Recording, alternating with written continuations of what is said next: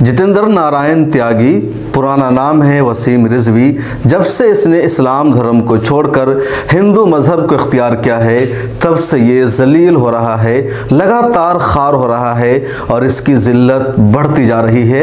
एक मरतबा फिर ये शख्स जलील हुआ है और सुप्रीम कोर्ट ने इसको ज़बरदस्त फटकार लगाई है।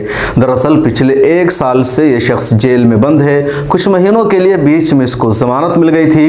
दिसंबर 2021 में ही इसके खिलाफ कई सारी FIR दर्ज हुई थी हेट स्पीच के मामले में, और ये बार बार सुप्रीम कोर्ट से गुहार लगा रहा है, अपील कर रहा है कि इसके खिलाफ जो FIR दर्ज है वो ख़त्म हो जाए, सुप्रीम कोर्ट उसको रद्द कर दे। लेकिन आज एक मरतबा फिर सुप्रीम कोर्ट ने इसको फटकार लगाई, डांट लगाई और सुप्रीम कोर्ट ने कहा कि कुछ भी पॉसिबल नहीं है कि आपकी जो FIR है वो रद्द कर दी जाए, आपके ऊपर से केस को ख़त्म कर दिया जाए। सुप्रीम कोर्ट ने कहा कि आपने जहर अफशानी की, हेट स्पीच दिया, मुसलमानों के जेनोसाइड और कत्ले आम की बात की, हुज़ूर पाक सल्लल्लाहु अलैहि वसल्लम की शान में गुस्ताखी की, दुनिया भर के मुसलमानों को आपने तकलीफ पहुंचाया।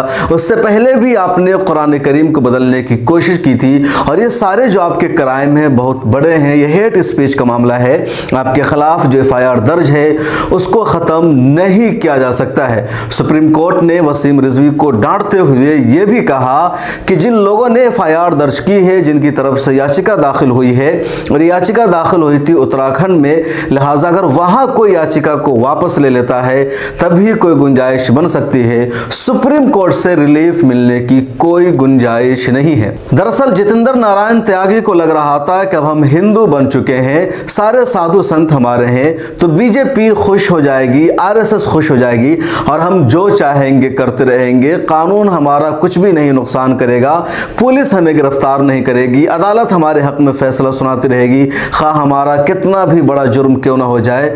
लेकिन ऐसा कुछ भी हुआ नहीं। जब से इस शख्स ने हिंदू धर्म को इख्तियार किया है तब से जलील हो रहा है, बल्कि इसकी जिल्लत उसी वक्त शुरू हो गई थी जब इसने कुरान करीम की 26 आयतों को निकालने की कोशिश की थी।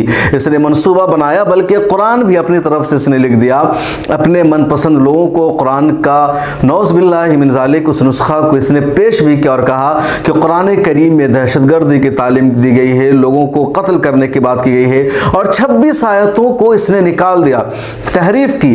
और जब से इस मरदूद ने यह हरकत की तब से ही ये जलील और खार हो रहा है। उसी वक्त सुप्रीम कोर्ट से इसको बहुत बड़ा झटका लगा, ये नामुराद हुआ और उसके बाद लगातार जलील हो रहा है। और सबसे बड़ी जिल्लत इसकी ये हुई थी कि अल्लाह ताला ने इसको ईमान की दौलत से महरूम कर दिया था, ये मुर्तद हो गया। उसके बाद जैसे ये हिंदू धर्म में गया और इसको लगा कि हिंदू धर्म में आ जाने के बाद हमें सम्मान मिलेगा, हमारी इज्जत मिलेगी, लेकिन ऐसा कुछ भी नहीं हुआ। हिंदुओं ने तो पहले इसके जाति पर ही सवाल उठा दिया कि आखिर इसको किस जाति में रखा जाए। सबसे बड़ी जिल्लत हिंदू बन जाने के बाद इसकी यही हुई कि जब ये मुसलमान था तो खुद को सैयद कहलाता था, और सैयद होने का मतलब है कि मुसलमानों में इसकी बहुत ज़्यादा हैसियत है, या प्रकाश आता है। और हिंदू धर्म में जो सबसे अप्रकाश है वो ब्राह्मण है, तो इसको ब्राह्मण जात में जगह मिलनी चाहिए थी, लेकिन ऐसा नहीं हुआ। OBC में इसको त्यागी का स्टेटस दिया गया और यही इसकी सबसे बड़ी जिल्लत थी, सबसे बड़ी रुसवाई थी। उसके बाद इसको लगा कि जो हमारे ऊपर करप्शन के चार्जेस हैं, जो दूसरे केसेस हैं, उन तमाम से छुटकारा मिल जाएगा, लेकिन वो भी नहीं हुआ। दिसंबर 2021 में उत्तराखंड में जब धर्म संसद हुई, उसमें यति नरसिंहानंद सरस्वती और इस तरह के कई सारे पंडित थे, उन लोगों ने मुसलमानों के कत्ले आम की बात की, मुसलमानों की तारीख के हवाले से उल्टी सीधी बात की, नबी करीम सल्लल्लाहु अलैहि वसल्लम की शान में गुस्ताखी की।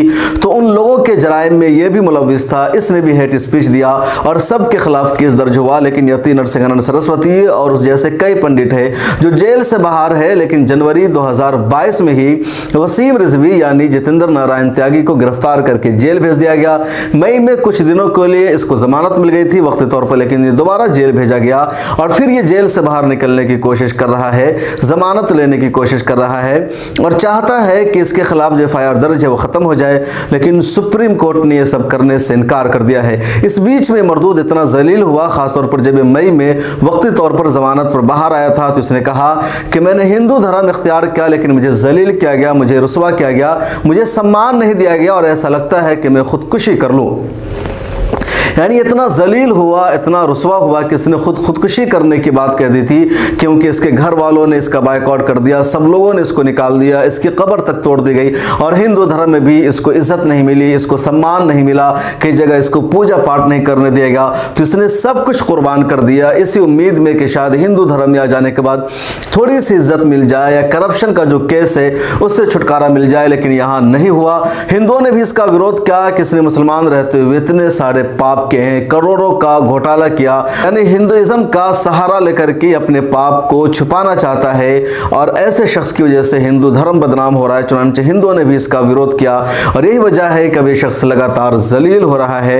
और इस वक्त की सबसे बड़ी खबर यही है कि सुप्रीम कोर्ट ने इसको फटकार लगा दिया है और इसके खिलाफ दर्ज एफआईआर को ख़त्म करने से इनकार कर दिया है। मिला टाइम्स के वीडियो देखने के लिए शुक्रिया। अगर आपने अभी तक सब्सक्राइब नहीं किया है तो कर लीजिए और ज्वाइन करके हमारे एसोसिएट या स्पेशल मेंबर भी बन जाइए। 89 रुपये मेंबरशिप फीस है। आपकी सपोर्ट की वजह से हमारा ताउन होगा और आप मिला टाइम्स की एडवाइजरी टीम का हिस्सा बनेंगे।